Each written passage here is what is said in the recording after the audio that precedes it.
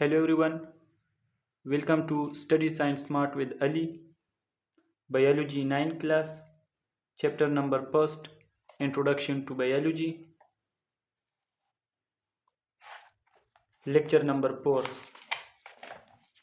Branches of Biology.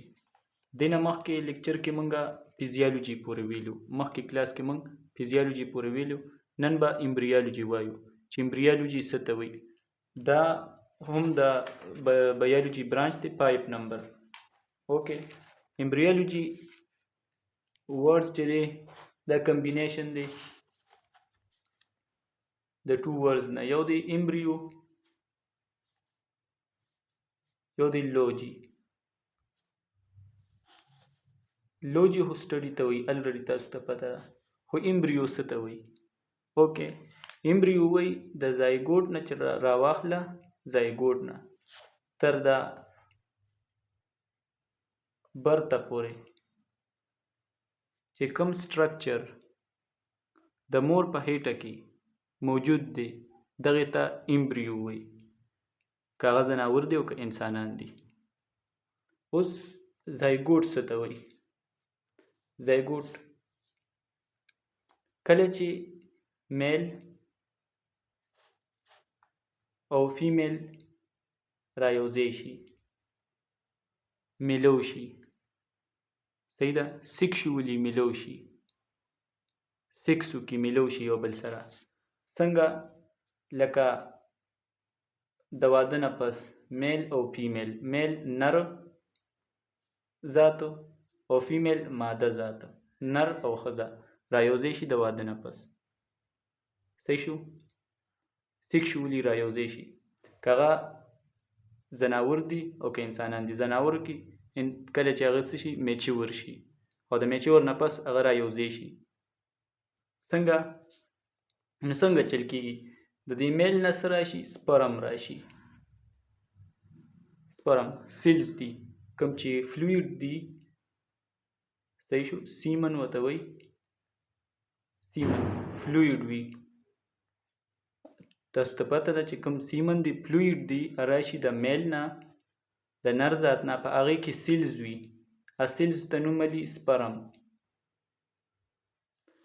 دا سپرم چېرته لاړ شي د فیمیل باډي ته لاړ شي فیمیل ماده ښځه د هغې باډي بدن ته لاړ شي صحیح شو د سیکشوال میتھډ په ذریعه باندې هغې ته لاړ شي او په فیمیل باډي کې څه ریلیز کېږي پیدا کېږي پکې اووم هم ورته وایي او ایګ ورته وایي هغه پیدا کېږي صحیح ده د ایګ داسې سټرکچر وي او سپرم چې ورشي د سپرم دا سټرکچر دی دا سپرم سټرکچر دی دا سپرم دې ته اټیچ شي او دې ته انټر شي چې کله دې ته انټر شي نو تاسو ته پته ده چې دام هاف سیل دی او دام یو هاف سیل دی مطلب په دې کې 23 کروموسوم دي په دې کې 23 کروموسوم دي ټوټل د انسان په جسم کې چې دی مطلب په یو سیل کې ټوټل کروموسوم 46 دي 46 کروموسوم دي دا چې کله هاف کې نو دا 23 راشي 23 کروموسوم راشي نو 23 د میل نه راشي په دې سیل کې وي او 23 د فیمیل نه راشي په دې اوم کې وي ایک کې وي او چې رایوځای شي نو یو کمپلیټ سیل جوړ کړي چې کې 46 کروموسوم وي او دغه لومبني چې کوم سیل جوړ شي لومبني دغه سیل ته څه نوملي دغه ته زایګوټ نوملي څه وي ورته زایګوټ او دې پروسس د عمل ته څه نوم اخلي د عمل ته وایي فرټیلایزیشن د عمل ته څه نوملي فرټیلایزیشن نو ځکه د زایګوټ ته بل نوم څه اخلي فرټیلایز ایګ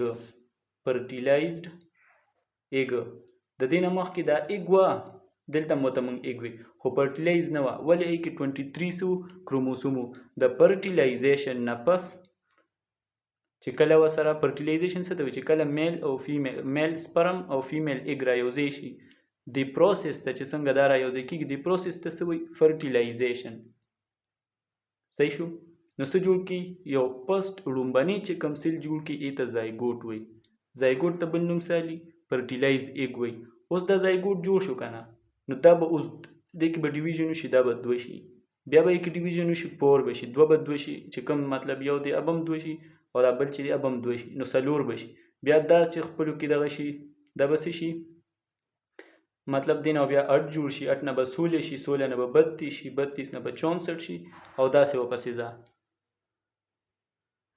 لاست کې په اخره کې چې کله 9 میاشتې تیرې شي 9 months وشي 9 month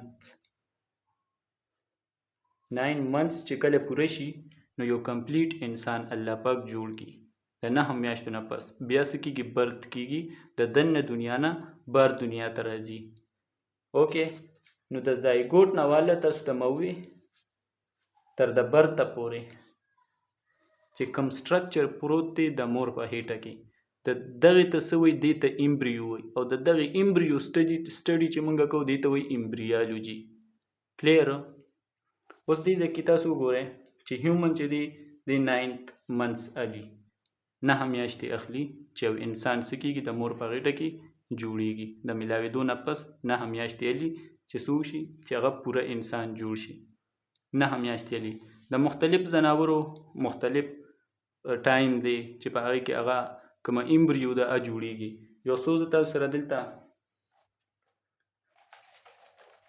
درته لیکمه صحیح ده لکه هیومن خو تاسو وکتو 9 months ګوټ تاسو پیژنئ چې له 5 نه 6 months 15 یا شپږ میاشتې یا ته دې په منځ کې څه کېږي دونه وخت اخلي کو چې ده غوا دام 9 میاشتې اخلي 9 میاشتې اخلي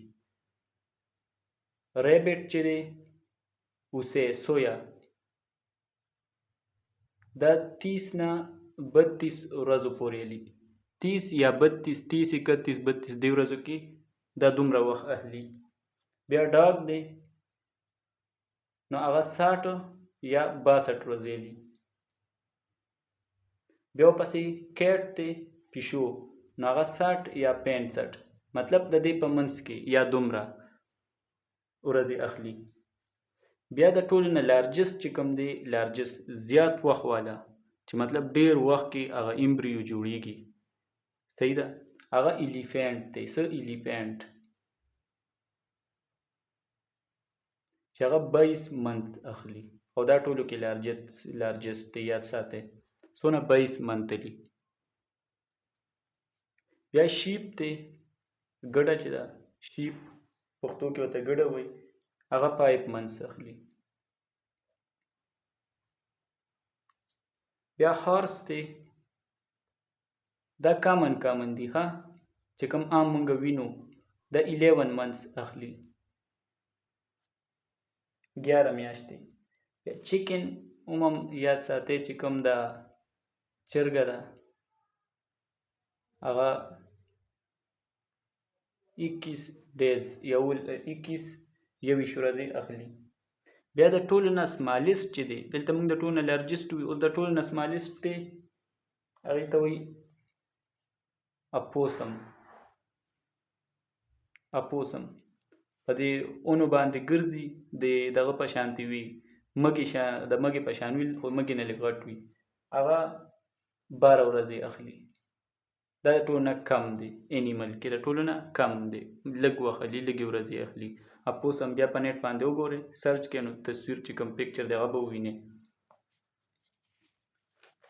صحیح شو ایمبریو څه ته ایمبریالوجي ایمبریالوجي ډیلز وذ دی ایمبریو سره زموږ تعلق په څه کې په ایمبریالوجي کې موږ ایمبریو وایو and the phenomena involved in the formation of embryo او دا ایمبریو څنګه جوړیږي تاسو ته مو وې چې ایمبریو څنګه جوړیږي میل سپرم فیمیل اوم ایګ رایوځای شي فرټیلایزیشن وشي او لومبنی چې کوم سیل جوړ شي هغې ته څه وایي زایګوټ وایي یا ورته فرټیلایز ایګ وایي دواړه نومونه ورته اخلي and its development into a new organism او د هغې بیا ډیولپ کېدل جوړېدل یو نوی ارګانیزم جوړ شي یو کمپلیټ ارګانیزم ته الله پاک جوړ کړي دلته دوی دا ورکړي ساینټیفیک انفارمیشن کې چې ایمبریالوجي څه ته وایي وی سټډي په هغې کې موږ وایو د ډیولپمنټ وایي جوړېدل پوره کېدل اف ان ارګانیزم د یو ارګانیزم فرام ا فرټیلایز ایگ د یو فرټیلایز ایگ نه یو پوره ارګانیزم جوړېدل. فرټیلایز ایگ ته بل څه نوم لري؟ زایګوټ. تاسو ته مو وویل چې کوم زایګوټ دی یا فرټیلایز ایگ دی، د دې نه واخله ته پوره برته پورې چې دا څونه سټرکچر په باډي کې دننه د فیمیل باډي کې دننه پروت دی، دغه سټرکچر ته ایمبریو وایي او دغه به موږ سټډي کوو په څه کې؟ په ایمبریالوجي کې. بیا دی ټیکزانومي. ټیکزانومي combination دی د two words Texas او لوجي.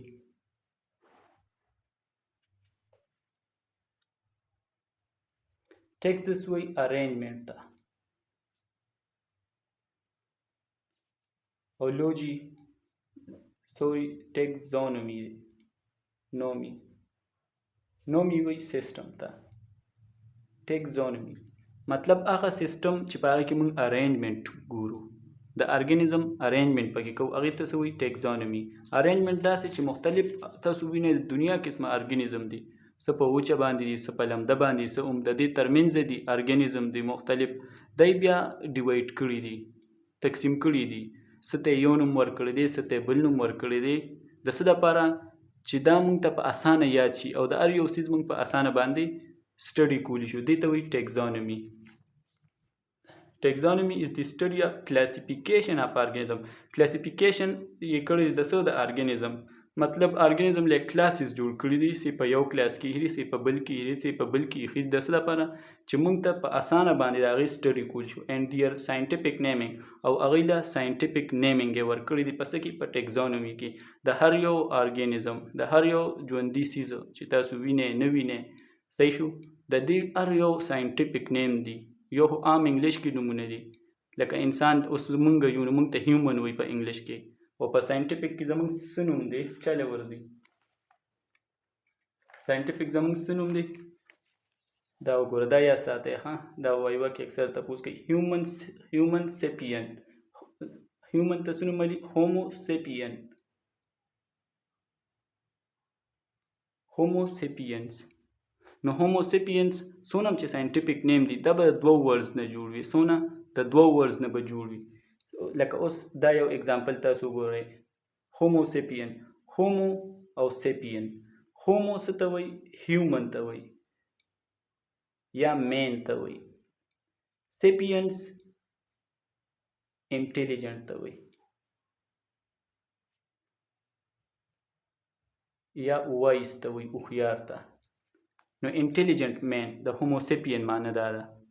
هیومن ته څه نوم لري؟ هوموسیپین وایي، چې دا تاسو ته یاد وي. اوکې، نو په ټیکزانومي کې به موږ څه وایو؟ د ارګانیزم کلاسیفیکیشن او د هغوی ساینټیفیک نیمینګ به وایو، او په دې کې به موږ دا وایو چې یو ارګانیزم دی دا کوم کلاس سره تعلق ساتي، نو موږ ته به اسان وي د هغه سټډي کول.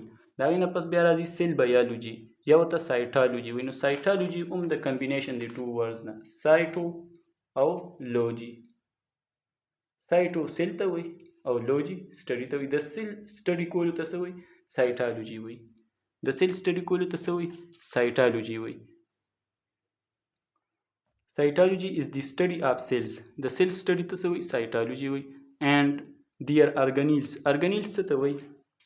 دی خو وګوره، دا یو سیل دی، صحیح شو، دا سیل ممبرین دی چې کوم اوټر موسټ کور دی د یوکیریوټیک کې چې کوم انیملز دي، د انیملز زمونږ چې شو یا چې کوم ځناور دي، د ممبرین سیل ممبرین دی. دا سیل ممبرین دی، د کې دننه دا څه دی؟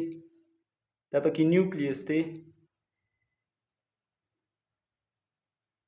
او دې ځای کې دا فلویډ دی، مطلب داسې اوبه غوندې دلته پرتې دي، ای ته وایي سایټوپلازم.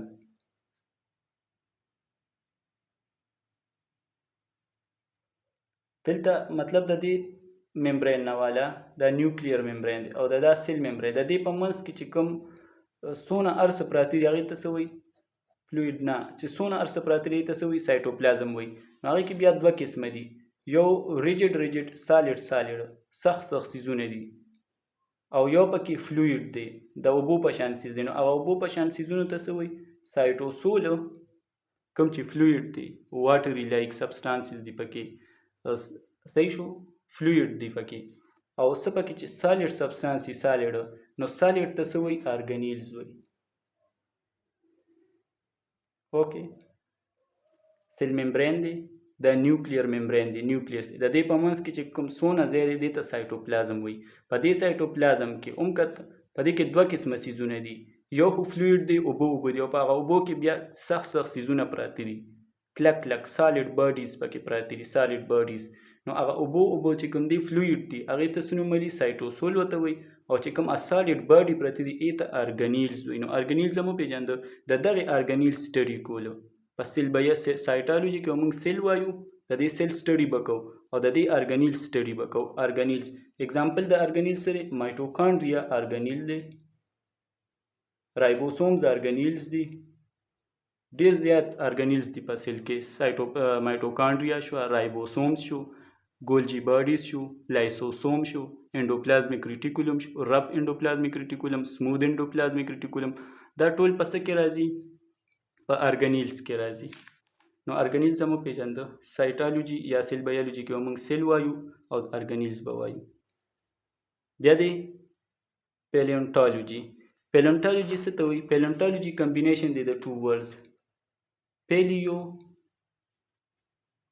او لوجي دی. دا منځ کې ټرم پکې پرېږدی، پیلیو او لوجي دی. پیلیو وایي انشنټ ته، اولډ ته، او لوجي وایي سټډي ته. د اولډ سیزونو سټډي ته موږ څه وایو؟ پیلیونټالوجي وایو. خو د اولډ سیزونو څه مطلب؟ څونه ځناور دي اولډ پخواني، د هغې سټډي ته. د هغې سټډي ته به څنګه موږ د اولډ سټډي به کوو، د اولډ ارګانیزم. داسې که نه چې پخوا داسې تاسو ته پته ده چې پخوا داسې مختلف دغه راغلي دي، سیلابونه راغلي دي، پتونه راغلي دي، زلزلې راغلي دي، نو هغې به د ارګانیزم ټول پټ کړه. که پلانټس دي دا هم ارګانیزم دي، او که انیملز دي دا هم ارګانیزم دي، صحیح شو. که اونې بوټي دي او که ځناور دي، دا ټول ساه لرونکي، دا ټول څه دي؟ ارګانیزمز دي، لیوینګ ارګانیزم دي. نو چې څه افت به راغلو نو دا به یې څه کړو؟ دا به یې ټول خاورې به پرې واوړېدې، غرونه به پرې راپرېوته، کورونه به پرې راپرېوته، دا به پټ شو. اوس چې کله د دې سټډي کېږي، غرونه کنستې کېږي یا څوک کودۍ کوي او څونه ډوکي وغیره پیدا کوي، او د دغې سټډي چې کوي دې ته پیلیونټالوجي، دا په پیلیونټالوجي کې سټډي کېږي. نو پیلیونټالوجي از د سټډي اف فاسلز اف پاسټ ارګانیزم. پاسټ ارګانیزم هغې ته وایي چې کوم زاړه ارګانیزم دي، د پخوا زمانې چې کوم ارګانیزمز دي د هغې سټډي کول. فاسلز وایي زمین سی کود کرنے کاله هوا، ځمکه چې وکنې او هغې نه راوباسئ، د هغې ارګانیزم، د پخواني ارګانیزم چې د ځمکې نه یې ته راوباسي او د هغې سټډي کې به څه کېږي؟ پیلیونټالوجي کوي. د دې نه د یو افت ټایم هم معلوموي چې د هغه افت راغلی و، د هغې څونه وخت وشو یا څونه وخت مخکې یو افت راغلی و. د دې نه ټایم هم معلوموي د کاربن په ذریعه، یو ایلیمنټ دی. وبه وایه انشاءالله. د سټډي اف فاسلز اف پلانټ. اوس چې کوم د ځمکې نه راوباسي او سټډي کې د پلانټ د اونو بوټو، هغې ته وایي پیلیو بوټني. که اونې بوټي وي او د هغې سټډي کې نو هغې ته څه وایي؟ پیلیو بوټني. او که اینډ د سټډي اف فاسلز اف انیمل، او که چېرې د انیمل سټډي کې ځناور، که د هغې سټډي کې د فاسلز مطلب ځمکې نه څه هډوکي وغیره وباسي او د هغې سټډي کې، هغې ته څه وایي؟ پیلیو زوالوجي. زوالوجي هم دلته راغلی دی او بوټني هم راغلی دی. پیلیو بیا بوټني یا پیلیو زوالوجي، ښه په اسانه باندې. اوکې، لیکچر لږ اوږد شو خو دا څه ټکي پکې لږ ایکسپلین کول غوښته نو ځکه. اوکې، تھینکس.